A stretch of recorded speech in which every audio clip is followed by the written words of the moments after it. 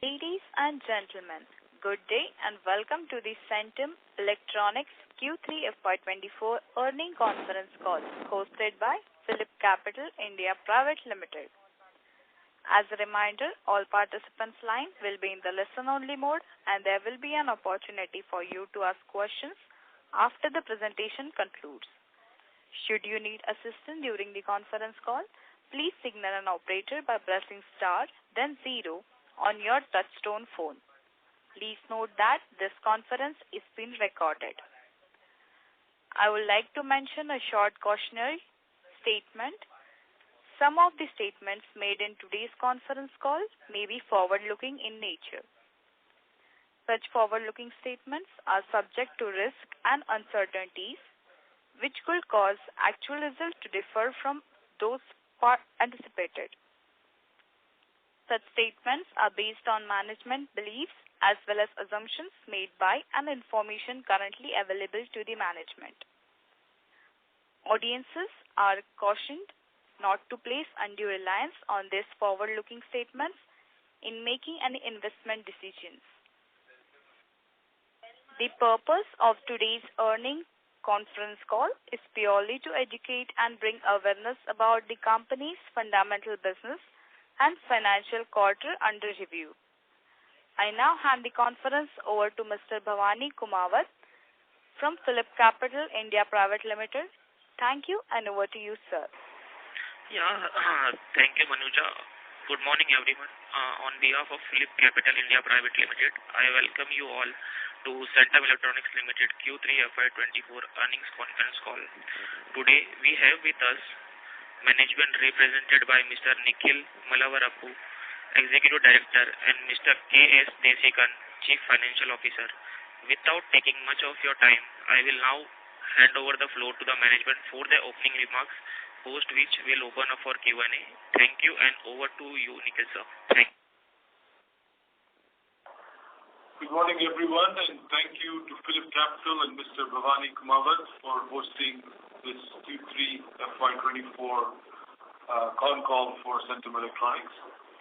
I'd like to extend a warm welcome to all of you to this earnings call, and thank you for your interest in Centum and for making the time to join the call today.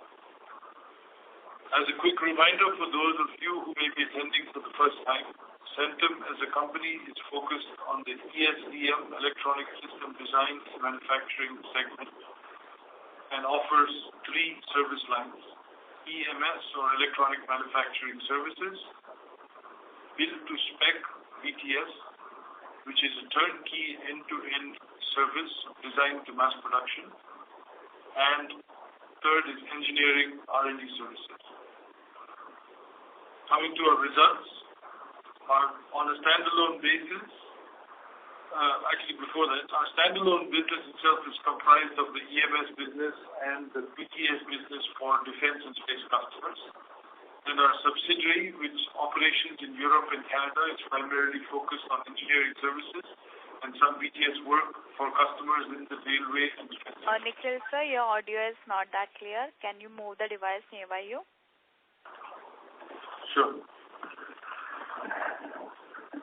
Coming to our Q3 performance, we are happy to report consolidated revenue of rupees 298 crores, representing a growth of 51% year-on-year.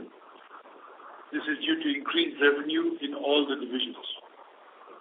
Standalone revenues from operations is 176 crores, with an increase of 10% quarter-on-quarter and 72% year-on-year. At the subsidiary level, revenues increased by 30% quarter-on-quarter and 29% year-on-year. Our focus in the subsidiary remains on improving the margins. On the order book front, order book stood at 1,489 crores, which is slightly lower compared to the September 2023 level due to certain delays in booking orders in the build-to-spec business for domestic defense and space customers. So that's a quick summary. I will ask our CFO, Mr. Desikan, to cover the main points from a financial perspective. Thank you, Nikhil. And once again, a warm welcome to all of you. At the outset, I'm happy to inform that we had a better quarter compared to the previous quarter and also over the same period in the previous year. First, let's talk about the quarter.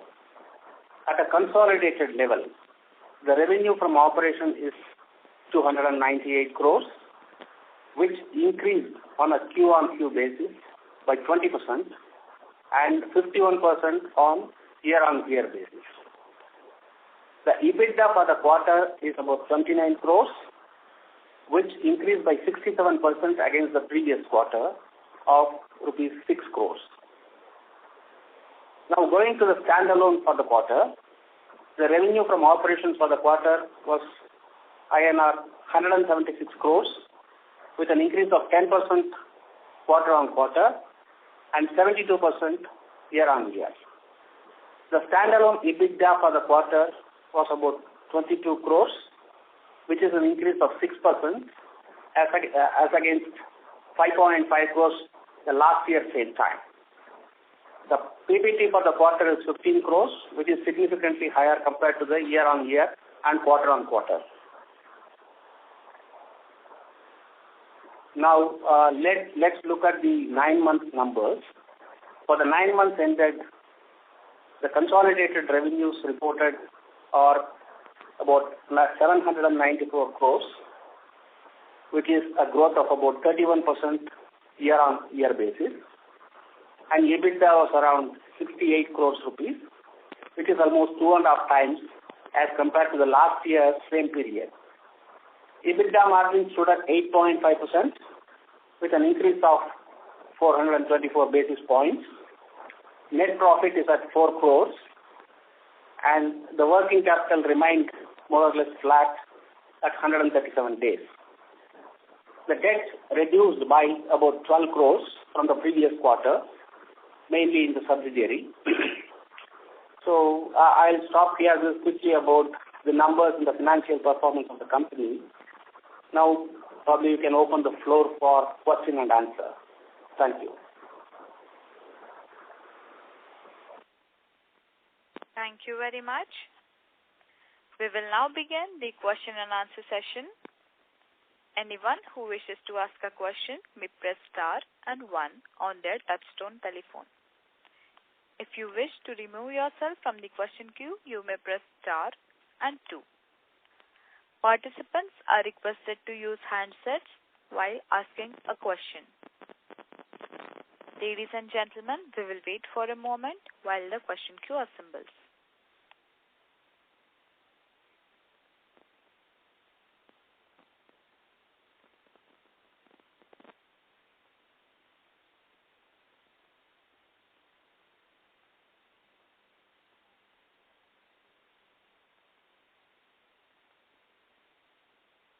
The first question is from the line of Ankit Babel from Shubhkam Ventures. Please go ahead. Good morning, sir, and congratulations for excellent set of numbers. A few questions from my side.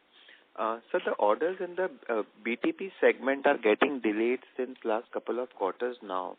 So just wanted to know the status of the same. I mean, that is, by when can we receive those orders? Sure. Hi, Ankit, thank you for the question. Just to correct, the delay in the orders that we mentioned was in the BTS segment. So this basically is for customers in the domestic defense and space business. Yes, you're right. We've had a couple of quarters of delays in receiving these orders, but information we have is that it's at the final stage. We expect it to be cleared, imminently. So we are hoping to have this closed in this quarter. In Q4. Okay. And sir, what could be the typical size of such orders? I mean, is it in the 100-200 crore range, or it's in the 400 to 500 crore range, or even more? It's in the range of about 200 crores. Okay. Now, given the fact that our order book is almost flat since last few quarters, now given the customer forecast and the visibility, do you feel that it is still, 20-25% top line growth which you have been guiding for next year and onwards is possible? Yeah. So a couple of things first to respond on the order book front itself. I think first, as we mentioned, we had of course this delay in the order on the build-to-spec side. Sorry to interrupt, sir. Can you move the device nearby you? The audio is not. Yeah. Is this audible now? Yes, sir. It's loud and clear. Yeah. So apart from the delay on the build-to-spec side of the business, which I mentioned, couple other points. One is that with the supply chain situation, reducing intensity now, components are more readily available on the market and so on. Customers themselves were in the past giving firm purchase orders for a longer horizon, are now coming back to a normal way of working where they will release a shorter horizon of firm purchase orders and give a forecast beyond that. So that would be one of the contributors. Apart from that, also we do see some temporary slowdown in a couple of our customers, essentially because of an overstock situation that they had following the supply chain crisis. That to some extent has been compensated. New customer additions and new orders that we've taken in from other customers. But we expect this temporary slowdown to recover again towards the end of this year. So, with all that being said, I think we do see some risk in hitting like a 25% growth kind of level for next year. But having said that, we on the other side we do see our mix improving. We're taking several actions. So from a margin standpoint, we see ability to grow by more than 20-25%, despite this slowness in terms of the top line. So my next question was on margins only. So how are the cost rationalization programs going on in your France subsidiary and Canada subsidiaries, and at a consolidated level, can we expect that 12% kind of a margins which you have been saying, say next year? This year you had guided for a double-digit margins, but next year around 12% margins is possible? Yes. So in short, first to answer the question in terms of what we're doing, I think as you mentioned, we have a new CEO in the business that's been in place now for last 1.5 years or so. He's identified a very clear cost reduction plan to improve the cost and the margin by at least about 2 million euro at the subsidiary level for the next year. Sir, your audio is not clear. I request you to move the device nearby you. Okay.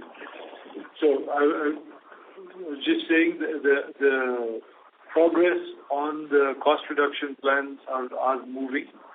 A plan has been identified for about 2 million plus euro cost reduction plan to be in process of being implemented, which will reflect in next year's numbers at the subsidiary level. That's one. And then the second point also is we do see an improved contribution also happening from the build-to-spec side of the business next year, which will give us some further operating leverage as well. And with all of this, we expect that we should be able to meet the 12% level for next year. Okay, and sir, one small question to Mr. Desikan. The current interest cost run rate is around 7-8 crores on a quarterly basis, including all finance cost and everything at a consolidated level. So, which if we annualize it, it comes to around 30-35 crores. What can be the interest cost in the coming years, considering the growth and the working capital and the capex requirements? Yeah. I don't see any significant increase in the finance costs, basically because we are taking efforts to reduce the working capital levels also, because as I have been mentioning in the previous calls also, wherever there is going to be an inventory increase, we are also seeking customer advances. So we should be able to maintain the working capital levels and thereby bring down the debt also a little bit, if not a significant manner. But because of this reason, definitely the finance cost will be more or less at the same level. Okay. Thank you, sir. Thank you.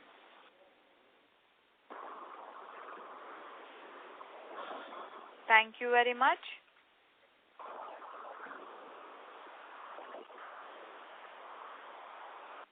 The next question is from the line of Chirag Kachadia from Ashika Institutional Equities. Please go ahead. I have a couple of questions to Nikhil and Desikanji. During the quarter, some of our domestic defense PSU clients like BL and HL in the month of December announced several deal wins and orders from Government of India from various departments. So when we expect that those will convert to our order book? And second, on certification and licenses side, have we applied for more certification so we can, bid for more higher margin orders from global OEMs and all? Yeah. Yes. So, to address your point, in December there was a series of approvals from the Ministry of Defense for a long list of platform-related opportunities and orders which were announced. Those we do have a few different programs that we are a part of or engaged with as part of those announcements.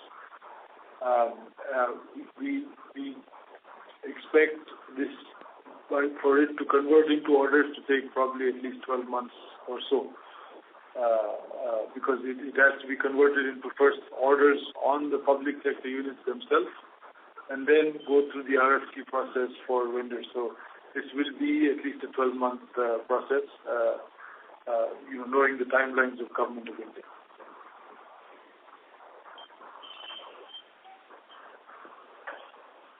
And the second question was on certification side. Have you applied for more certificates to bid more projects with global OEMs? Certifications itself, in terms of, are you talking about the EMS side of the business or you're talking about the bid to spec? On both sides, sir. Yes, certifications typically follow award of business by a new customer or a new segment fundamentally.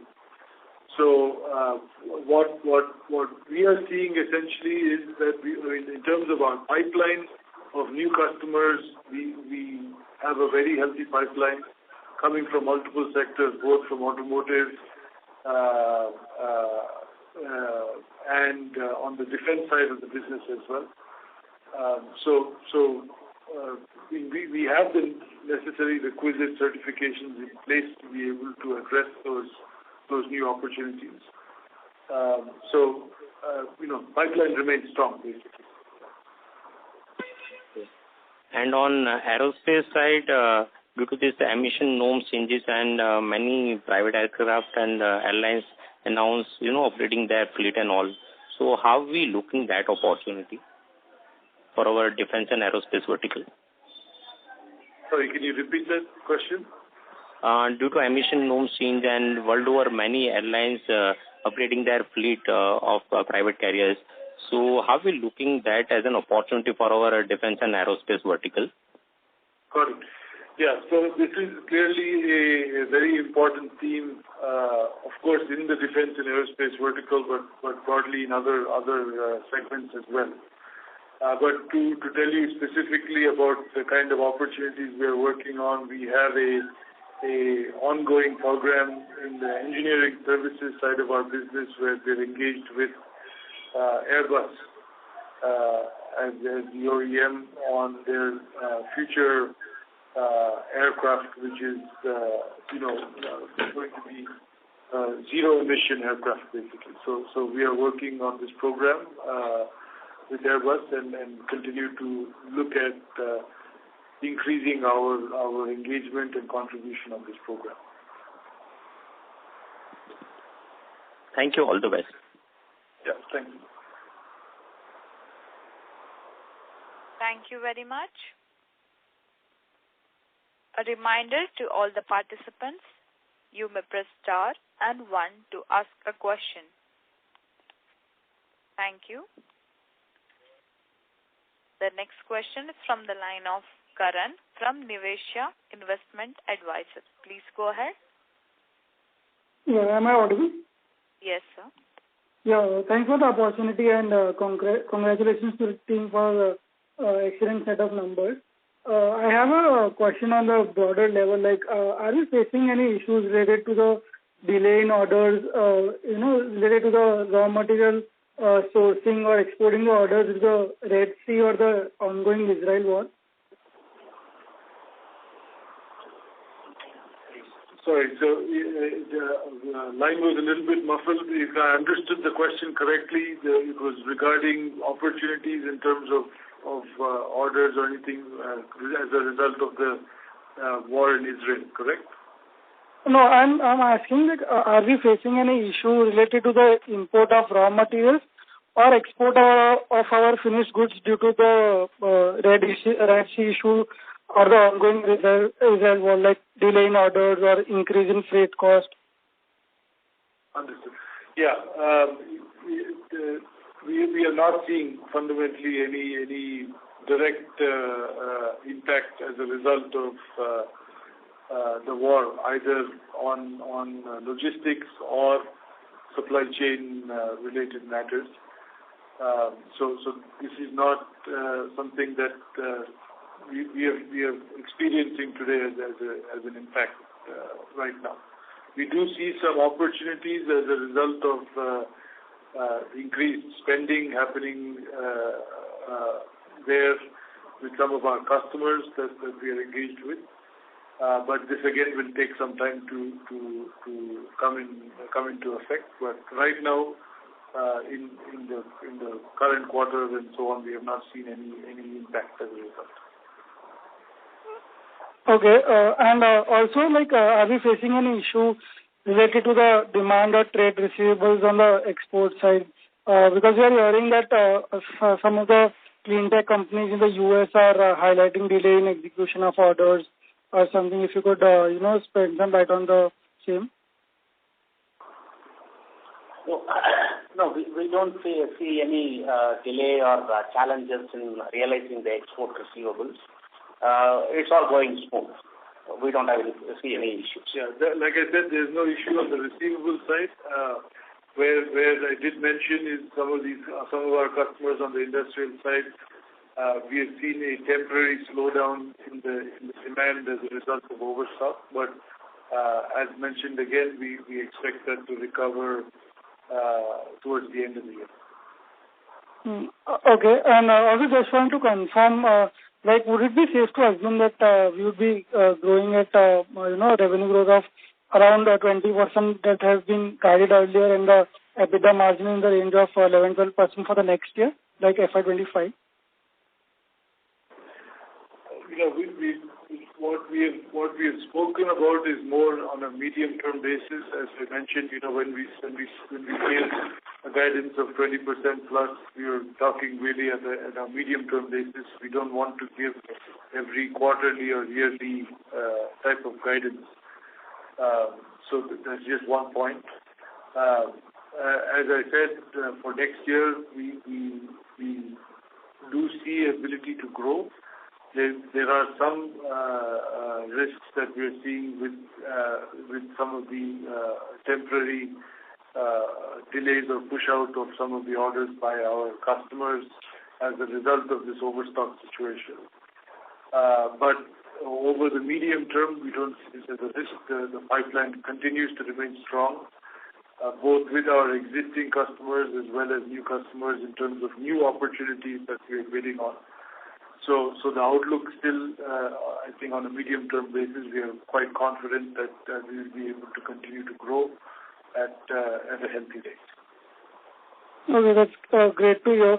And also a follow-up question, like, can you, would you be able to highlight the big pipeline in monetary terms or like the long-term contracts that we have with the customer? Not talking about the 1-2 years, maybe long-term, like 5-6 years with the customers. Typically, the engagement models with the customers are varies again from the business to business. So as I mentioned, on the EMS side of the business, the way it typically works is we are awarded the business by the customer at a certain volume, and we typically have a period where we have firm purchase orders from them, and beyond that, a customer forecast.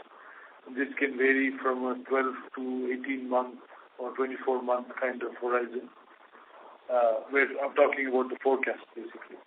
Mm-hmm. And on the build to spec kind of business, most of the build to spec business is project or PO-based type business where we have a purchase order which is executable over a 2 or 2.5 year time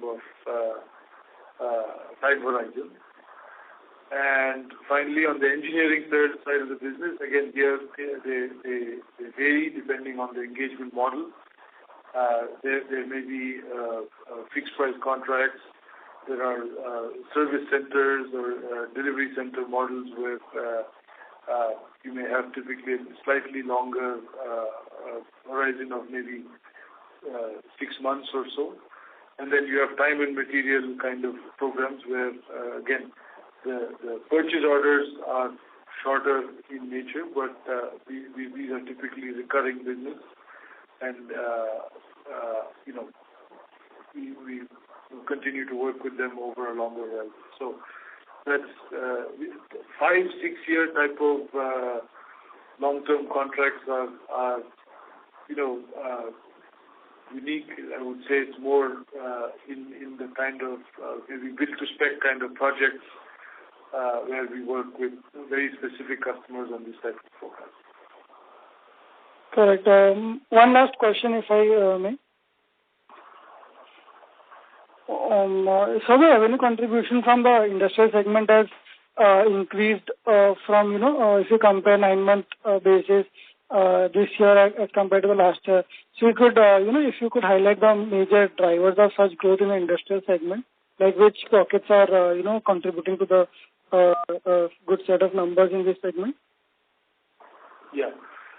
Fundamentally, as I mentioned in previous calls, we've added a couple of customers in the last 2 years or 3 years in this segment. Fundamentally around, for example, grid automation or for utility kind of applications, which is a global OEM that is sourcing for us, not only for India volumes, but for global volumes now. Apart from that, we also added another customer in the hydrogen fuel cell space, which they're basically pursuing a China Plus One strategy and have chosen us as one of their strategic partners for it. So this is another area that we've seen a good ramp up or growth. So I would say these are some of the top ones. We continue beyond this to see various other opportunity pipeline from these customers as well as other new customers as well. So basically, around broadly the theme of electrification, clean tech. Correct. Great. That was very helpful, and thank you so much, and all the very best for the subsequent years. Thank you. Just to add a little bit on your previous question, what we focus is customer relationship and customer stickiness on a long-term basis, whether it is the EMS business or a BTS business or a ER&D business.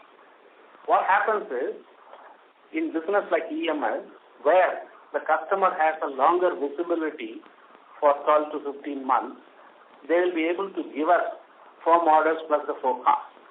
But in case of engineering R&D services, it is the relationship that matters. The orders may be long only for next 3 to 6 months, but they get renewed at the end of 3 to 6 months. But in the case of BTS, like the passive solutions, passenger information solutions, what we do is we develop the product for the customer, and on the successful implementation of it, they will issue us probably a letter of intent for a longer duration, and it will be sourced from us only for the mass production. So the fundamental factor I want to insist is, it is all about the customer relationship, and we have a strong relationship with all our top customers who have been with us for the past 10-15 years. So that is the most important thing that I just wanted to add to what Nikhil said. Thank you. Thanks, Jessica. And I would add on to that also. I would say in the sectors that we've chosen to be, the products themselves that we are delivering to these customers have very long life cycles. Their life cycles can be 15, 20 years quite easily. So,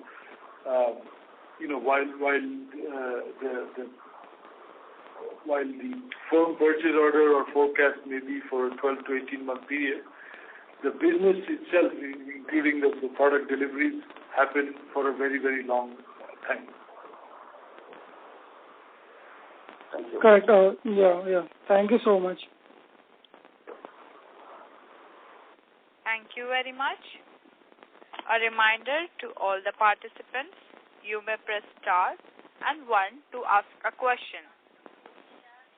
Thank you. The next question is from the line of Mahesh Agarwal from Agarwal Family Office. Please go ahead. Hi, Nikhil and team. Am I audible? Yes. Sir. Congratulations on a good set of numbers, and it's good to see the recovery come along. The first thing I wanted to understand was if you could just speak more on the EMS side. Obviously we are not like a Dixon or a number kind of EMS player that's focused on the higher volume, lower margin consumer electronics. We're more along a Keynes or an Avalon. So if you could speak a bit more of our specific capabilities in the EMS sector and how we potentially maybe compare to a Keynes or an Avalon or a Sirma, and then also what the outlook is for the EMS sector specifically, both domestic orders and export orders, and what opportunities we're focusing on over there. Yep. Thanks very much. The question was regarding the EMS pipeline and positioning. So yes, you're absolutely right.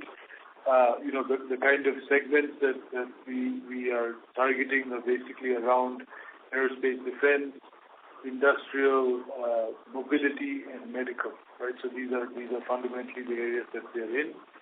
I would say we have a very strong relationship. I would say one key point in a lot of this is our EMS business today is majority export oriented, and fundamentally that essentially means that the quality requirements, expectations from our customers and what we are able to deliver in terms of these products are world class. I think that's one unique differentiator when it comes to this segment in terms of our existing deliveries, customer relationships, and all of that, which Jessica already mentioned. In terms of the pipeline itself, I would say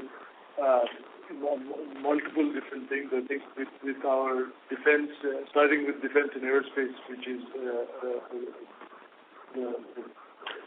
significant contributor even in the EMS segment. we do see existing customers itself having higher spend, essentially because of the ongoing wars, whether it's Russia, Ukraine, or Israel, or the war in Gaza, basically, which we see potential for more export opportunities. Apart from that, we are also seeing some new geographies, the Middle East also, where there seem to be an increased demand, and we are working with some new customers in that space as well. Apart from that, on the industrial side, as I just mentioned, we are continuing to see new customers come in, as well as with existing customers itself. Just to give you an example, I talked about this one customer we added, which is a global OEM in the power grid industry, grid automation basically. And we have established a strong relationship with them over the past couple of years, now we are now a single source supplier for a couple of key products, the broader product line that they have. And what we are seeing is new pipeline of opportunities coming from these customers as well. So our share of wallet from some of these existing large customers can continue to increase, and we are seeing our efforts in terms of mining these existing customers starting to come along in the form of our pipeline itself. Apart from that, we are also seeing some exciting opportunities on the mobility space, again, driven by both electric vehicles as well as other, traditional auto electronics kind of opportunities, even for export customers as well. The themes around the China Plus One and the Make in India continue to persist and drive opportunities from global players essentially trying to set up supply base in India. Understood. Thanks. That's very helpful. If I can just double-click on the China Plus One opportunity that you've been talking about, how would we as a company or as a country today stack up to the quality that China is able to deliver, and what would be the price differential that we have to catch up with China? Like, how much cheaper are they still today? Yeah. So first of all, on the quality aspect, I think this is where, I was just with some customers, in fact, this week, where perception of quality, I think, once we start engaging is quite high. At least I can speak for Centum, we are compared not at the quality level of China, but at the quality level of Switzerland or Europe, basically, or the US, right? So I think from a quality perspective, absolutely we have the right talent, the right processes to be able to deliver world-class quality. Secondly, from a competitiveness standpoint, here again, I think there's a combination of two. You have the material cost itself, and then your conversion or your value add, essentially. Right? So from a value add, which is primarily a labor cost driven factor, we are able to be competitive. Right? So that our rates and so on are competitive. We continue to improve on productivity kind of measures in terms of digitization, automation, all of that, which will help drive. On the bill of material itself, there are, again, different aspects of this. The semiconductor driven cost, and then you have your other costs, which are PCB and electromechanical kind of components. So in this case, we do see that China still is more competitive just because of the capacity and the economies of scale that they have established. but with all the different measures that are being driven by the government, we do hope and we do expect that the competitiveness will slowly come from an Indian supply chain itself. But for now, we are able to compete simply because we are able to still buy from China. Some of these bomb items which are still competitive to buy from there. Understood. And on the purely just research and design side, would it be fair to say that we as a country, you as a company, have a slight edge over China, given maybe historically India has been much better in the IT domain, on the engineering services, and potentially does the language barrier with China versus India being a more English-fluent country, does that also help with winning some of these orders and customers versus a Chinese company? Absolutely. In fact, for us, we've seen, we're speaking with a couple of, again, large customers that we are in advanced stages with, where one of the key factors for them is obviously the availability of good engineering talent as well. Because again, the kind of products that we're doing require, that engineering strength. And our synergy in terms of offering all these, engineering service along with our EMS kind of business.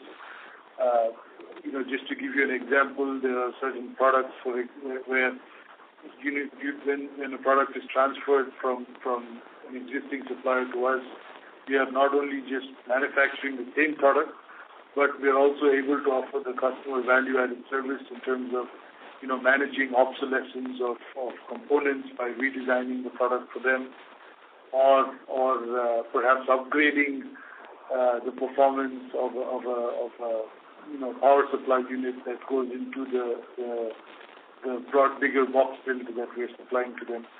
So these are all specific examples where it's not just a simple build-to-print transfer from one place to the other, but really a engineering-driven value-added value proposition really that we're able to make to the customer. Right? That's one, and I would say another point also is a lot of these customers also have their own captive centers here in India, and the proximity to their own engineering, design, and captive centers is also another big advantage that plays in their mind when they choose the supplier. Understood. That's very helpful. And sorry, if I may ask a last question, what would be a scenario when someone would engage with us on the engineering and design side? To that, I think Nikhil explained very, very, very well. If I were to summarize on this China Plus One, on the positive sides, like what you also, indicated, the language, the engineering talent, and the quality, like what Nikhil explained, and the cost on the value add side, other than the material cost. These are all positive points from the perspective of a customer who wants to come to India, and we rank very high on all of those. The real challenge is all about the bill of material, like what Nikhil explained. Challenges, in terms of bill of material, Chinese costs are still probably slightly cheaper. So that we are trying to work on with one, localization, where whatever possible that we can do the localization.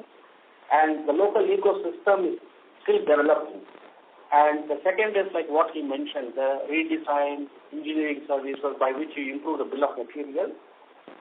And the third important factor, still we are able to procure from China. So these are all the risk mitigation on the challenges that we have on the material cost. Overall, the positive sides of coming to India weighs much more than the perceived little negative side of the same. I just thought I'll quickly summarize this for your thing. Yeah. Understood. No, that's very helpful. That's very helpful. Thank you. And then, sorry, just a last question. What would be a scenario in which... Mahesh, can you rejoin the queue? Sure, I'll come back in the queue. Thank you. Thank you. Thank you very much. Ladies and gentlemen, in order to ensure that the management is able to address questions from all participants in the conference, please limit your questions to 2 per participant. Should you have a follow-up question, we will request you to rejoin the queue. Thank you. The next question is from the line of Aditya Chheda from InCred Asset Management. Please go ahead. Hi, morning, Nikhil. So my first question is on the strong ramp-up in the revenue we've seen in the standalone business. We had highlighted about onboarding an MNC customer for EV and another customer in US for hydrogen fuel cells. So are we seeing these orders contribute to the top line, or we are yet to ramp up from these opportunities in our revenues? Yeah, so simply put, I think in this year, the increase that we have seen in terms of the revenue growth has come largely from the EMS segment itself, where the growth has been driven by these new customers in the industrial or fuel cell kind of business, electrification business, and the e-mobility space. So absolutely, they have been contributors to the revenue growth that we've seen this year. And as I mentioned, we see new customers as well in these segments that we are also working in advanced stages and hope to ramp up in the coming years. Right. An extension is that the incremental growth predominantly should be from added wallet share with these customers or adding new customers with similar work profile.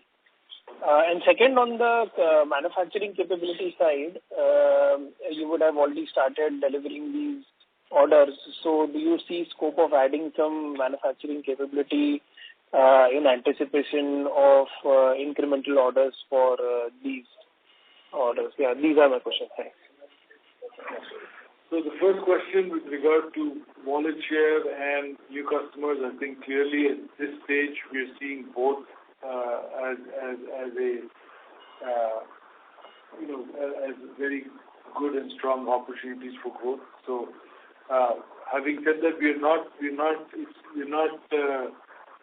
going after every customer that comes our way. We want in the EMS business especially to have customers that can give us a sizable volume. At least a $5 to $10 million kind of engagement is what we look for with new customers. So we look for that when we're adding new customers. But having said that, there is a healthy pipeline of opportunities with new customers there that we see scope to achieve that kind of engagement level. These are large companies, globally speaking. And of course, with our existing customers itself, especially where there is a synergy with regard to their own strategies of Make in India or dual sourcing from China, we pitch ourselves there, or even, for example, offset as a driver on the defense side. We pitch quite strongly to grow there. So definitely both sides of it. The second question with regard to capability enhancement on the manufacturing side or capacity, here, yes, with the kind of products that we build, with the kind of customers that we're engaged with, we many cases have to add some special processes for the products that we're making for them. We have a strong engineering and NPI team that is, well trained and have the right processes in place to be able to absorb these new technologies. So I won't get into what specifically, but we every year have new processes that we add into our overall manufacturing capability portfolio. So it's something we continue to do. And from a capacity standpoint as well, wherever we have bottleneck stages, we are investing in adding that capability. So I would say in general, to answer your question, I think as a company, we have probably one of the best and most broad-based capability from a manufacturing standpoint in the country, ranging, even going into microelectronics, packaging and so on, where which is a very unique capability we already possess. So we have that, and we add the capacity wherever we are able to find a customer that needs it.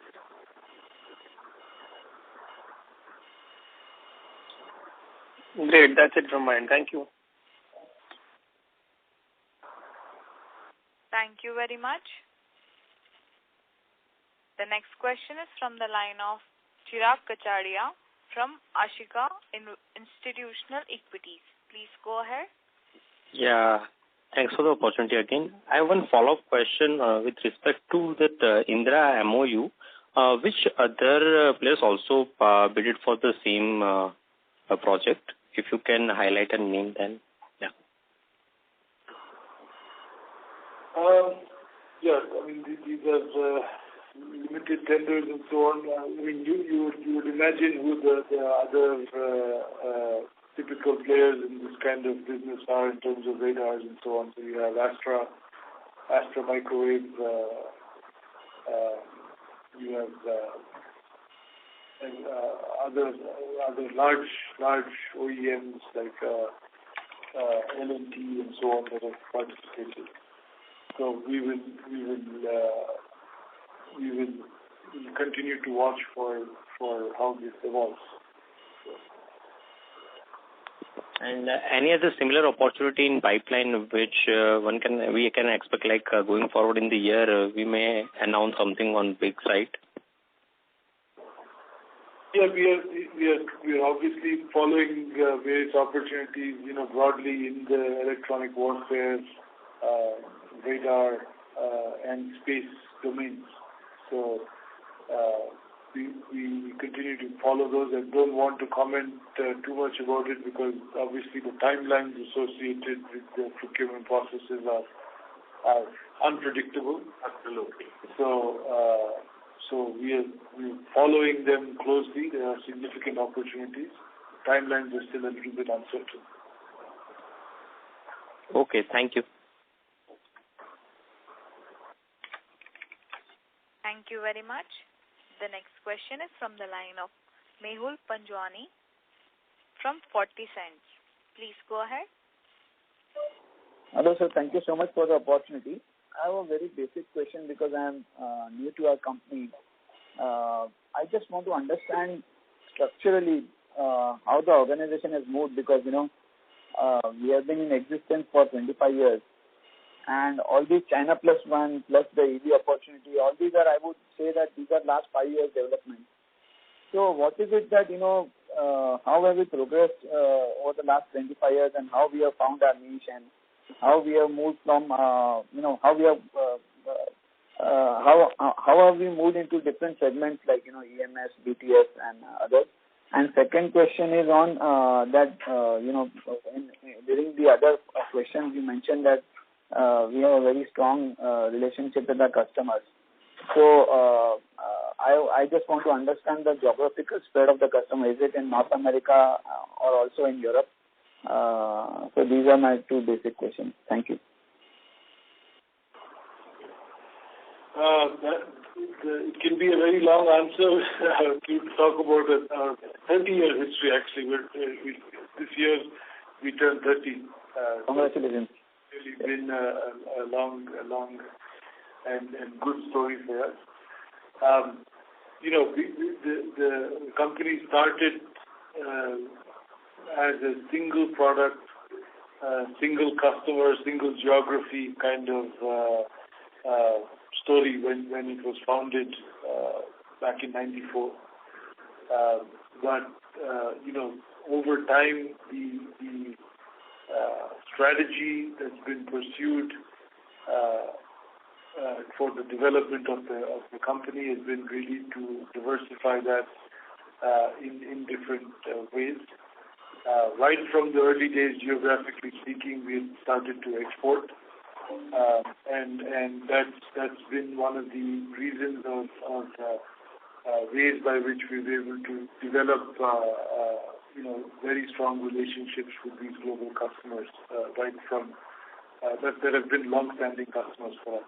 So today, if you look at our geographic spread in terms of revenue, a little more than 50 to 55%, or 50 to 60% of your revenue comes from Europe, about 15% or so from North America, and then Asia is about 30% roughly, and India itself is about 20-25% in that. Going forward, just to complete on the geographic point, with all of this changes happening, we do see demand from India itself increasing significantly. So that's one. And then the other thing in terms of what's been the guiding principle for us in this development journey or the growth journey over this last 30 years, I would say, is really to be a technology-driven player, even whether it's manufacturing or design. The idea is really to focus on creating value for the customers, creating differentiated value for the customers, and being delivering world-class performance and quality in terms of our products. So this is one of the reasons that while we started with a very specific, narrow kind of product, we've added new services and products to our portfolio, which are high technology, high complexity, or differentiated products with higher entry barriers. So I hope that generally answers the Sir, one follow-up. Thank you, sir. One follow-up question. So you said we have started in 1994. So when was our first export order from Europe or America? 95, yeah. So pretty much we have been an export house from the day we started, kind of. Yeah. Actually, just to add on to that, we always thought that we should be a global company and we want to be an international company. So when the company was started, it was for a telecom market, like what Nikhil said, and we exported telecom components to Europe in the very second year, I would say. Right. Yes, that has always been our focus. Right. And sir, so how much of, let's say, assuming that the China Plus One wouldn't have happened and the EV demand wouldn't have been there, for example, and we would be still doing what we have been doing for the last 30 years, then, can we say that these are really very good tailwinds for our business, the China Plus One as well as the the electric vehicle businesses? Yeah, absolutely. I think the kind of just to answer the question very simply, I would say 5 years ago or 10 years ago, the amount of effort that we had to put in to go and convince a customer to source electronics from India was significant. We had to really prove and demonstrate and sell and work very hard to get a global customer to buy from us. Whereas today, the customers are coming to us because they are driving them to find companies like us to source from. So it is clearly a fundamental shift in the global supply chain. That is really encouraging, sir. One last question, which is a follow-up one. So are we competing with any international companies, like companies in Israel or companies in America itself or in Europe, or we are just competing with the local companies in India? For the export orders. Yeah, we always compete with global players. If you look at any of our customers, they are large global companies. They have strategic suppliers and partners that are global in nature or in other geographies, basically. So in many cases, in fact, our customers don't want to have more than one or two suppliers in India. So most of the time we are actually competing with players elsewhere. Right. So can you please name few of your global competitors? So if you look at the kind of segments that we are in, you'll see companies like Flexis. If you're talking about EMS, again, the competition varies very significantly because there's not one company that does EMS, engineering services, and BTS, right? So the competition is quite varied depending on who you're referring to. Right. But based on the question regarding China Plus One and all of that, if you're talking about EMS,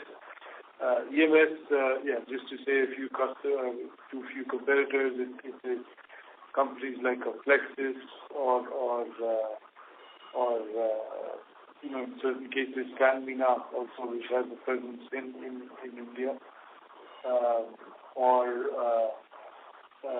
Benchmark Electronics, Astral Flash. So these are all different venture technologies. These are all some names of companies that are based either in Europe or other parts of Asia that we compete with. Right. So one last question. So for all these three... Mehul, can you rejoin? Thank you so much. Follow-up questions? Thank you, ma'am. Thank you so much. Yeah. Thank you, sir. Thank you so much. Yeah.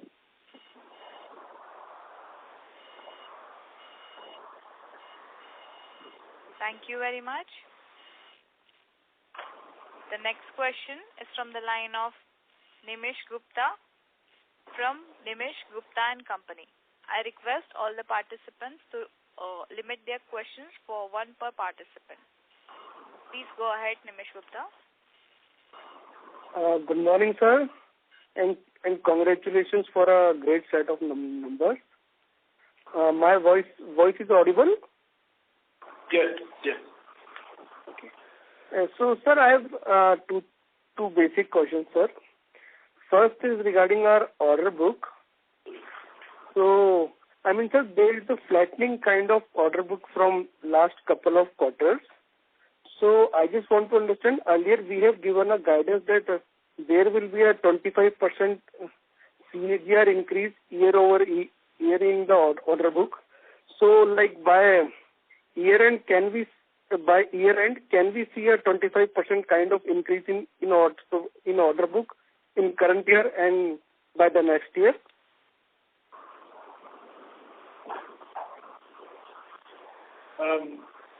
As I mentioned earlier, order book is one thing. There's the three different segments: EMS, BTS, and engineering services have different horizons of order execution. First of all, that's something I mentioned earlier. So the order book itself may look like it's flattening, but it can be as a result, as I mentioned, with certain EMS customers also reducing their horizon of orders from what they were previously doing to today. And also, we do see, as I mentioned, some slowdown temporarily due to an overstock situation with some specific customers. Having said this, our guidance, whatever we talked about earlier, was really at a medium-term basis, so we are not giving yearly, annual kind of guidance. So please don't ask for that. But on a medium-term basis, we are still quite confident of our ability to grow at this healthy rate of 20+%, around 20%. Okay. And so my another question is regarding our EBITDA margin. So in earlier calls, we have been we were targeting EBITDA margins of around mid-teens, 15% in next 1 or 2 years after turnaround of our subsidiaries. So can we see those kind of margins by March 25? Again, we talked about this, so we are the improvement in margin will happen in a stepwise manner. We said that this year we would close somewhere close to 10%, and we'd move that up to a 12%, kind of range in the following year and take it up further from there. So we see our plans are in place to work towards that. That's what we see as a visibility right now. Sure, sir. Thank you, sir. Thank you. Thank you very much. In the interest of time, we'll take that as the last question. I now hand the conference over to management for closing comment. Once again, thank you all for taking the time out to be here with us for this earnings call.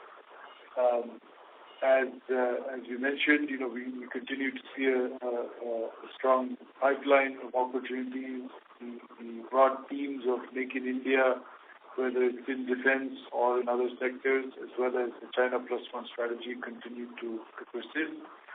And based on this, we remain quite bullish about possibilities to grow in the coming years. At the same time, our focus remains on also improving the margins at the subsidiary level, and we have a clear action plan to work towards that, and we expect to see that contributing positively to the business in the coming quarter and in the next year as well. Thank you once again, and look forward to meeting you in the near future. Thank you very much. On behalf of Phillip Capital India Private Limited, that concludes this conference. Thank you for joining us, and you may now disconnect your lines. Thank you.